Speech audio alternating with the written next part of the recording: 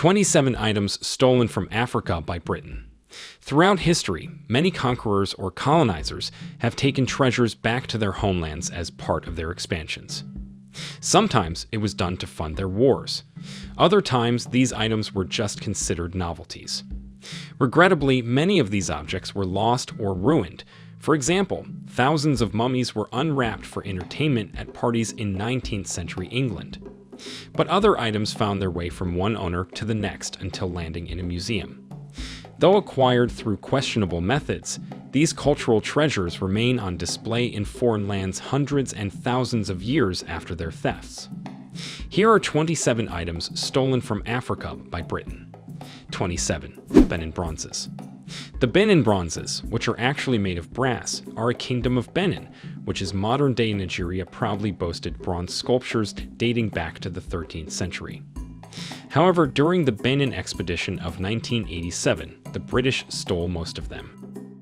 More than 200 of these sculptures found the house in the British Museum. They are a window into the African art of those times, and it's just unfair that the locals have to travel to London if they want to take a look at the scriptures. 26. Rosetta Stone.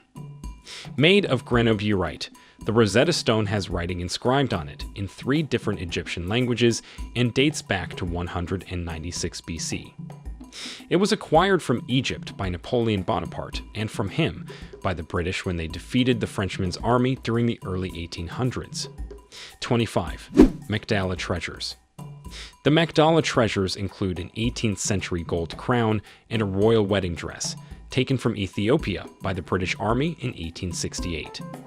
Historians say 15 elephants and 200 mules were needed to cart away all the loot from Magdala, Emperor Tewodros II's northern citadel capital.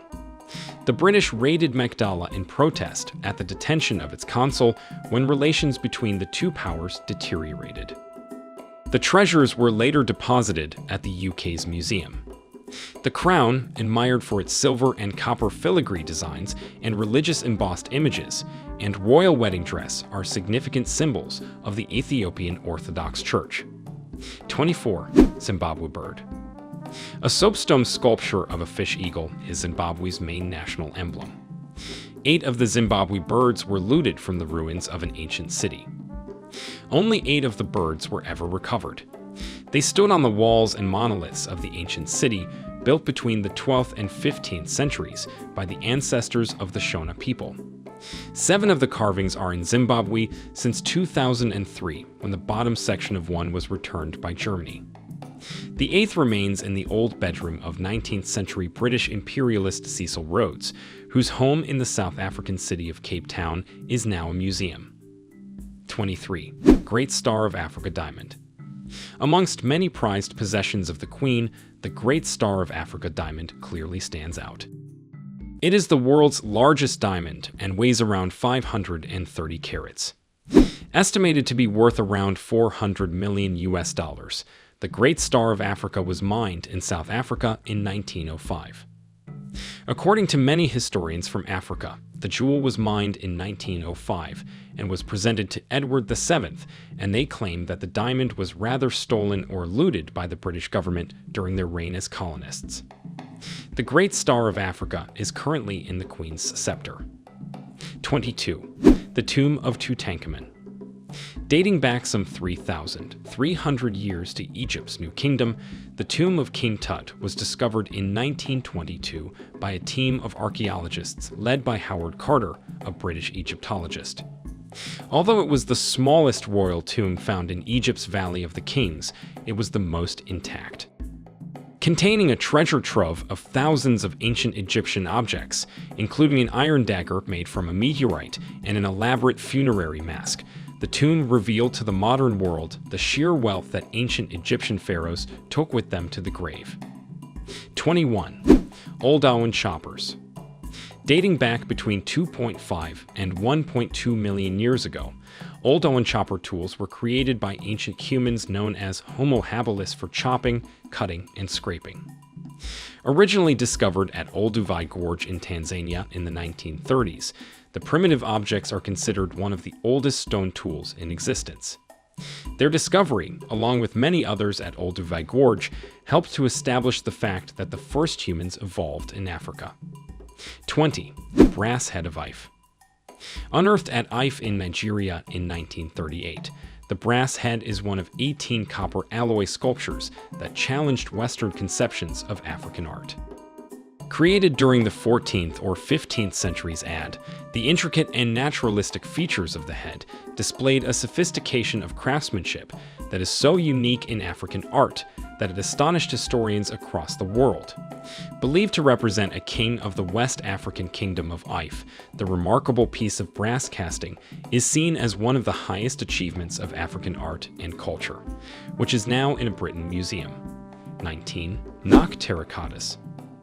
South of the Sahara, the earliest known sculptures come from the Nok culture, a population that thrived for 2,000 years from 1500 BC to 500 AD in what is now modern-day Nigeria.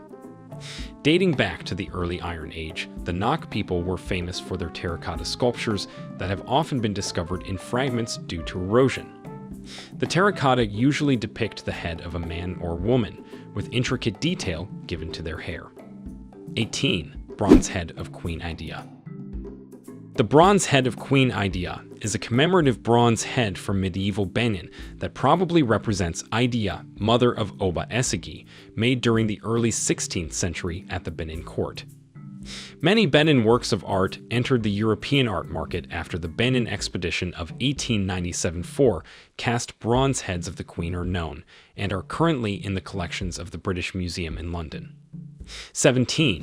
9th century Igbo-Ukwu bronze ceremonial staff head. Igbo-Ukwu is notable for 3 archaeological sites, where excavations have found bronze artifacts from a highly sophisticated bronze metalworking culture dating to 9th century AD and centuries before other known bronzes of the region. The first, called Igbo-Ezea, was uncovered in 1938 by Ezea Anozi, a local villager, who found the bronze works while digging beside his home. 5 bronze artifacts from the original excavation are now in the British Museum's collection. 16. The Apapa Hoard. The Apapa Hoard is an important collection of medieval bronze jewelry found at Apapa near Lagos, Nigeria. Dating to the early 16th century, the hoard has been part of the British Museum's collection since 1930. Items from the treasure consist entirely of bronze jewelry.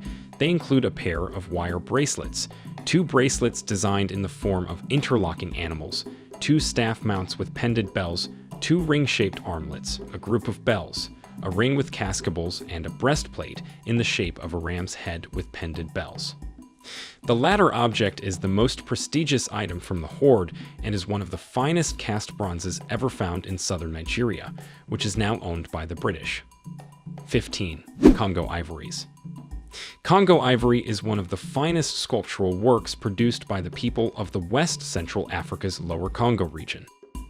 In the Congo Kingdom, ivory was a precious commodity that was strictly controlled by chiefs and kings, who commissioned sculptors to produce fine ivory sculptures for their personal and courtly use. Congo elephants and other ivory sculptures from this period are in the British Museum, many of them made in Sierra Leone and Benin in the 15th and 16th centuries. 14. Akan Drum. The Akan Drum is a drum that was made in West Africa and was later found in the colony of Virginia in North America. It is now the oldest African-American object in the British Museum and possibly the oldest surviving anywhere. The drum is a reminder of all 3 continents' involvement in the estimated 12 million people transported across the Atlantic Ocean as part of the transatlantic slave trade. 13. Luzira Head. The Luzira Head, locally known as the Mpanga Head, is the name of a terracotta head found at Luzira, Uganda. Estimated to be about 1,000 years old and one of the oldest sub-Saharan sculptures yet discovered in Africa. Since 1931, it has been part of the British Museum's ethnographic collection. 12. Akan Gold weights. Akan Gold weights, locally known as Ramu, are weights made of brass used as a measuring system by the Akan people of West Africa, particularly for weigh and fair trade arrangements with one another. The status of a man increased significantly if he owned a complete set of weights. Complete small sets of weights were gifts to newly wedded men. This ensured that he would be able to enter the merchant trade respectably and successfully. 11. Chiwara. A chiwara is a ritual object representing an antelope, used by the Bambara ethnic group in Mali. The Chiwara Initiation Society uses Chiwara masks, as well as dances and rituals associated primarily with agriculture, to teach young Bamana men social values as well as agricultural techniques, which is now part of the British Museum's collection. 10. Benin Ivory Mask. Benin Ivory Mask of the Queen Mother Idia, a 16th century ivory, iron, and copper. One of 4 related ivory pendant masks among the prized regalia of the Oba of Benin, taken by the British during the Benin expedition of 1897. 9. Ndop of King Mishe. Presently at Brooklyn Museum. Ndops are royal memorial portraits carved by the Cuba people of Central Africa. They are not naturalistic portrayals, but are intended as representations of the king's spirit and as an encapsulation of the principle of kingship. 8. Sekhemka Statue.